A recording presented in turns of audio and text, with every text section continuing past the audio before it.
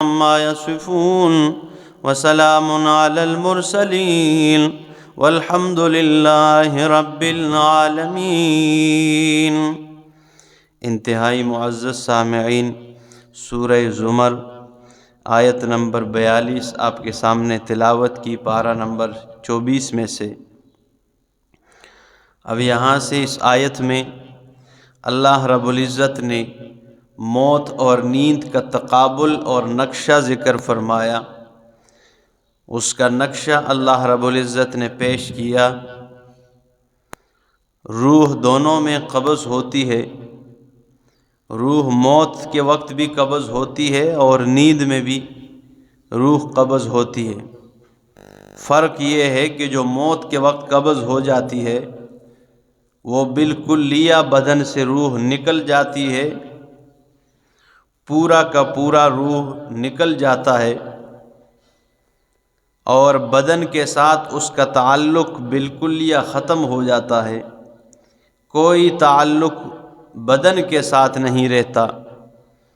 اور جو نیند میں قبض ہو جاتی ہے تو اس میں وہ من بعض الوجوہ قبض ہو جاتی ہے، یعنی اس کا کچھ نہ کچھ تعلق بدن کے ساتھ رہتا ہے، جیسے کھانا ہضم ہوتا ہے اور اسی طرح نبض کا چلنا یہ برقرار رہتا ہے، لیکن ادراک، شعور اور سماعت کی جو طاقت ہے یہ ختم ہو جاتی ہے۔ بندہ سنتا کوئی نہیں نیند میں، اور اسی طرح ادراک، شعور کوئی نہیں ہوتا۔ ہاں، کھانا ہضم ہوتا ہے، نظام انہضام چلتا ہے اور نبض وغیرہ یہ چلتے ہیں۔ تو یہ تعلق بدن کے ساتھ نیند میں روح کا یہ تعلق رہتا ہے، لیکن موت کے وقت جو روح قبض ہو جائے اس کا تعلق وہ جسم کے ساتھ ختم ہو جاتا ہے۔ تو فرمایا اللہ یتوفی الانفس حین موتہا، اللہ رب العالمین یتوفی الانفس، وہ قبض کرتا ہے روحوں کو، حین موتہا، ان کے وقت، موت کے وقت، واللتی، اور ان روحوں کو، لم تمت فی منامہا، جو نہیں مرتی ان کی نیند میں، فیمسک التی قضا علیہا الموت، پس روک لیتا ہے ان روحوں کو، قضا علیہا الموت، جن پر موت کا فیصلہ ہو جائے۔ اللہ رب العزت روحوں کو قبض کرتا ہے جن پر موت کا، ان کے موت کے وقت، اور ان روحوں کو بھی قبض کرتا ہے لم تمت فی منامہا، جو نہیں مرتی نیند میں، فیمسک التی، پس روک لیتا ہے ان روحوں کو، قضا علیہا الموت، جن پر موت کا فیصلہ ہو جائے، وَيُرْسِلُ الْأُخْرَى، اور دوسروں کو بھیج دیتا ہے، إِلَىٰ أَجَلٍ مُّسَمًّى، ایک وقت مقرر تک بھیج دیتا ہے۔ جن پر موت کا فیصلہ نہیں ہوتا تو نیند میں جن کی روح قبض ہوتی ہے وہ صبح کے وقت کیا ہو جاتے ہیں، اب ہماری روحیں واپس آ گئی، ہم اٹھ گئے ہیں اور نماز کے لیے آ گئے۔ تو فرمایا وَيُرْسِلُ الْأُخْرَى، اور بھیج دیتا ہے دوسرے، إِلَىٰ أَجَلٍ مُّسَمًّى، ایک وقت مقرر تک، یعنی ان کے موت کے وقت آنے تک بھیج دیتا ہے۔ جب تک موت کا نیٹا پورا نہیں ہوا ہوتا ہے ان کی روح واپس آتی جاتی ہے، سو جاتے ہیں پھر واپس آ جاتی ہے، یہ جاگ جاتے ہیں۔ فرمایا ان فی ذالک، بے شک بیچ اس میں، لآیات، البتہ نشانیاں ہے، لقوم، اس قوم کے لیے، یتفکرون، جو غور و فکر کرنے والے ہیں، جو غور و فکر کرتے ہیں ان کے لیے اس میں کیا ہے، عبرت کی نشانیاں ہیں۔ اب علماء کرام مفسرین اس کا معنی کرتے ہیں۔ سب سے پہلے حضرت عبداللہ ابن عباس رضی اللہ تعالیٰ عنہ معنی کرتے ہیں، فَيُمْسِكُ الَّتِي، پس اللہ رب العالمین روک لیتا ہے، الَّتِي، ان روحوں کو، قضا علیہا الموت، وہ معنی کرتے ہیں اَيُمْسِكُ أَنفُسَ الْأَمْوَاتِ، یعنی وہ روک لیتا ہے مردوں کی روحوں کو، اپنے پاس روک لیتا ہے، وَيُرْسِلُ أَنفُسَ الْأَحْيَاءِ، اور زندوں کی روحوں کو واپس بھیج دیتا ہے۔ یہ حضرت عبداللہ ابن عباس رضی اللہ تعالیٰ عنہ نے معنی کیا کہ جو موت مرنے والے ہیں تو ان کی جو ہے اموات کی روحوں کو اپنے پاس روک لیتا ہے، اور جو زندے ہیں ان کی روحوں کو کیا کر دیتا ہے، واپس بھیج دیتا ہے۔ تفسیر ابن کثیر اور در منصور میں یہ معنی ذکر کیا ہے، اور امام آلوسی رحمہ اللہ معنی کرتے ہیں فَيُمْسِكُ الَّتِي قَضَى عَلَيْهَا الْمَوْتِ، پس روک لیتا ہے ان روحوں کو قضا علیہ الموت، جن پر موت کا فیصلہ ہو گیا ہے، جن پر موت کا فیصلہ ہوا ہے ان کی روحوں کو کیا کر دیتا ہے؟ روک لیتا ہے۔ امام آلوسی رحمہ اللہ فرماتے ہیں ایلا یردھا الی ابدانہا، یعنی ان کو ان کی بدنوں کی طرف اللہ واپس نہیں لوٹاتا ہے، بدن کی طرف وہ روح واپس نہیں لوٹاتا۔ تفسیر روح المعانی اور تفسیر مظہری میں معنی کرتے ہیں فَيُمْسِكُ الَّتِي قَضَى عَلَيْهَا الْمَوْتِ، پس روک لیتا ہے اللہ ان روحوں کو قضا علیہ الموت کہ جن پر موت کا فیصلہ ہو گیا ہے، وَلَا يُرَدُّهَا إِلَى الْبَدَنِ، اور ان کو ان کے بدن کی طرف نہیں لوٹایا جاتا ہے، حَتَّى يُنْفَخَ نفخۃ البعث، یہاں تک کہ قیامت کا سور پھونکا جائے۔ ٹھیک ہے نا، یہ معنی کرتے ہیں، ٹھیک ہے نا، تفسیر مظہری میں کہ جب قیامت کا سور نہ پھونکا جائے اس سے پہلے یہ روحیں واپس نہیں آتی بدن میں، اور مولوی کیا کہتے ہیں واپس آ جاتی ہیں، تو پھر کیا کرے بندہ؟ تو فرمایا فَيُمْسِكُ الَّتِي قَضَى عَلَيْهَا الْمَوْتِ، پس روک لیتا ہے ان روحوں کو قضا علیہ الموت کہ جن پر موت کا فیصلہ ہو گیا۔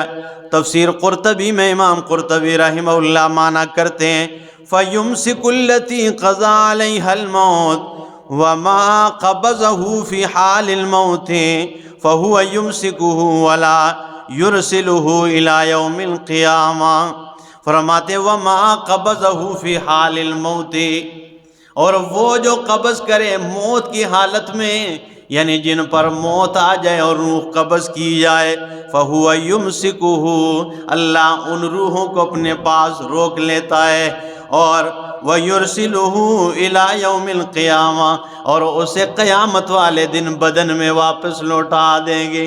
قیامت والے دن، قیامت سے پہلے بدن میں روح واپس نہیں آتی، اور یہ کیا کہتے ہیں تیسرے دن روح واپس آ جاتی ہے، یا اسی شام کو پھر روح واپس آ جاتی ہے۔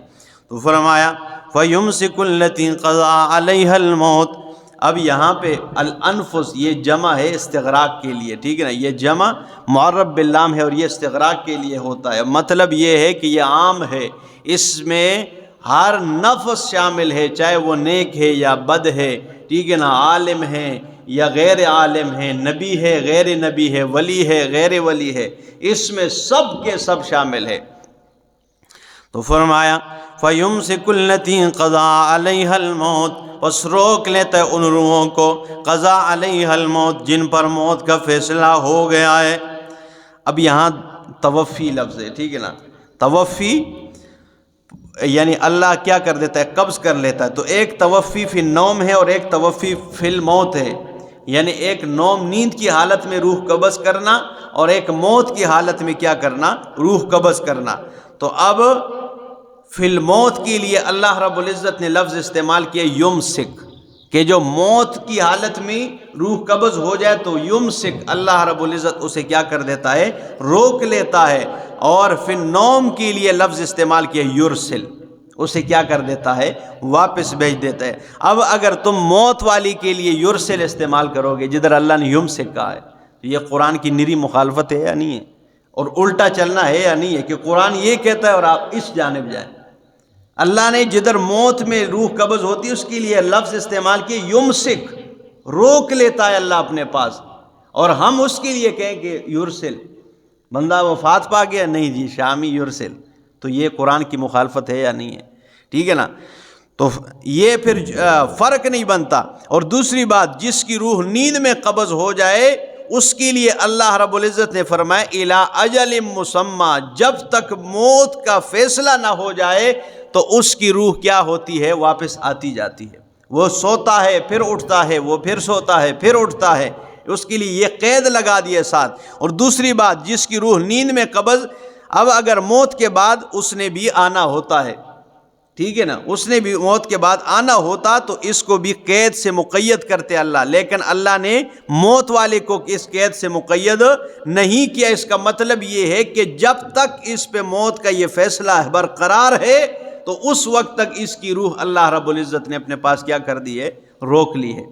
اس لیے فرمایا فَيُمْسِكُ الَّتِي قَضَىٰ عَلَيْهَا الْمَوْتِ، پس روک لیتا ہے اللہ ان کی روحوں کو کہ جن پر موت کا فیصلہ ہو گیا ہے۔ اگر آپ یرسل کہو گے تو قرآن کی اس نص قطعی کو توڑنے کے لیے پھر اس جیسی، اس کے برابر کوئی دلیل لانی پڑے گی، اور وہ دلیل کوئی نہیں۔ ہاں ہمارے پاس دلیل ہے کہ یہ روحیں کہاں پہ ہوتی ہے، تو ہمارے پاس مضبوط دلیل ہے۔ امام ابن کثیر رحمہ اللہ نے ایک حدیث نقل کی ہے، اور اس روایت میں 4 ائمہ میں 3 ائمہ ہے، حضرت امام شافعی رحمہ اللہ، امام مالک رحمہ اللہ اور امام احمد ابن حنبل رحمہ اللہ، یہ تینوں پائے کے ائمہ وہ بھی اس میں شامل ہے۔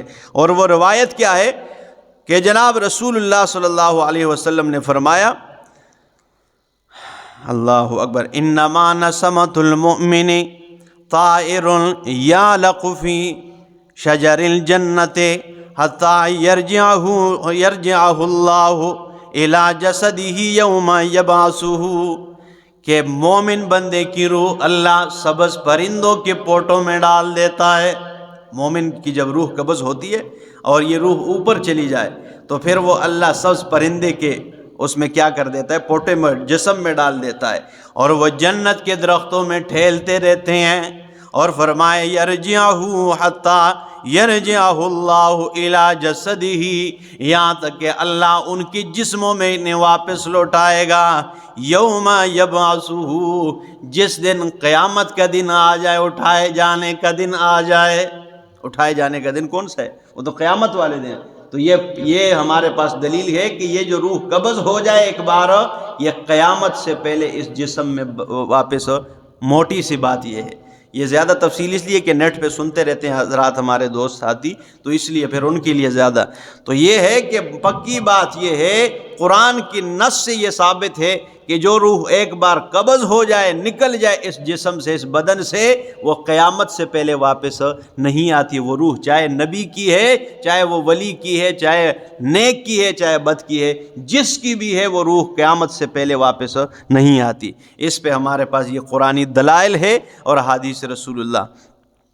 تو فرمایا اللہ یتوفی الانفس حین موتہا، اللہ قبض کرتا ہے روحوں کو حین موتہا، اس کے موت کے وقت، واللتی، اور ان روحوں کو لم تمت فی منامہا، جو نہیں مرتی ان کی نیند میں، فیمسک التی قضی علیہا الموت، بس روک لیتا ہے ان روحوں کو جن پر موت کا فیصلہ ہو جائے، وَيُرْسِلُ الْأُخْرَى، اور دوسروں کو بھیج دیتا ہے، إِلَىٰ أَجَلٍ مُّسَمًّى، ایک وقت مقرر تک۔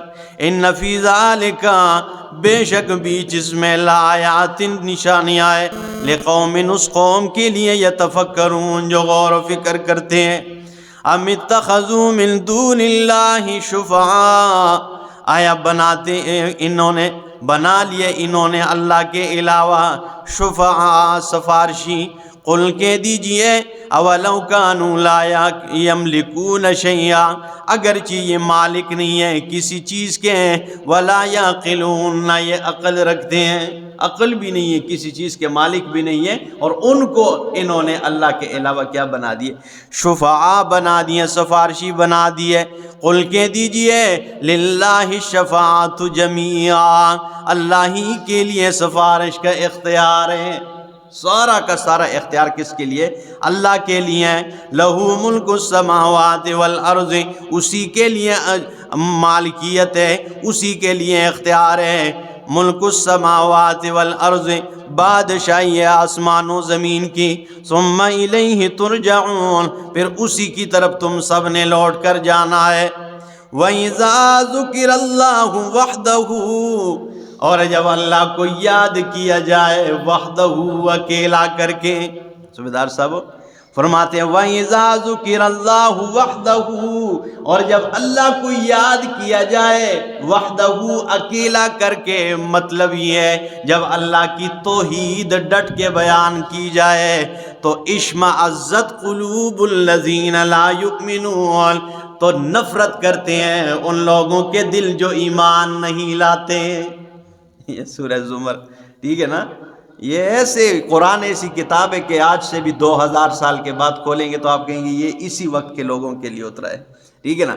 تو فرمایا وَإِذَا ذُكِرَ اللَّهُ وَحْدَهُ، اور جب اللہ کو یاد کیا جاتا ہے وحدہ، اکیلا کر کے، یعنی اکیلے اللہ کی توحید جب بیان کی جائے تو فرمایا اشمئزت قلوب الذین لا یؤمنون، نفرت کرتے ہیں ان لوگوں کے دل جو ایمان نہیں لاتے۔ اور آگے بات کمال کی ہے، بالآخرت، آخرت پر ایمان نہیں لاتے، وہ نفرت کرتے ہیں۔ وَإِذَا ذُكِرَ الَّذِينَ مِن دُونِهِ، اور جب اللہ کے علاوہ اوروں کے تذکرے کیے جائیں، اللہ غیر اللہ کے تذکرے، بابے کے، پیر کے، ان کے تذکرے ہو، تو فرمایا وَإِذَا ذُكِرَ الَّذِينَ مِن دُونِهِ، اور جب اللہ کے علاوہ اوروں کے تذکرے کیے جائیں، اِذَا هُمْ يَسْتَبْشِرُونَ، اچانک وہ خوش ہوتے ہیں، ان کے چہرے کھل جاتے ہیں۔ واہ جی، کمال کی گل کی تھی، تھکو نا جی، یہ قرآن نے کیسے نقشہ کھینچا ہے۔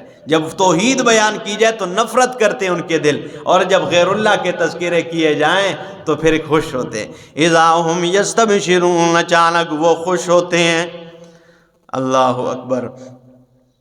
چلو قل اللہم فاطر السماوات والارض، اس سے آگے انشاءاللہ اگلے درس میں۔ تو فرمایا کہ جو لوگ، جن کے سامنے یہ وہ لوگ ہیں کہ جب اللہ کی توحید بیان کی جائے تو ان کے دل نفرت کرتے ہیں، اور جب غیر اللہ کے تذکرے ہو تو ان کے دل خوش ہوتے ہیں۔ اللہ پاک ہمیں توحید کی سمجھ عطا فرمائے، قرآن کی سمجھ عطا فرمائے۔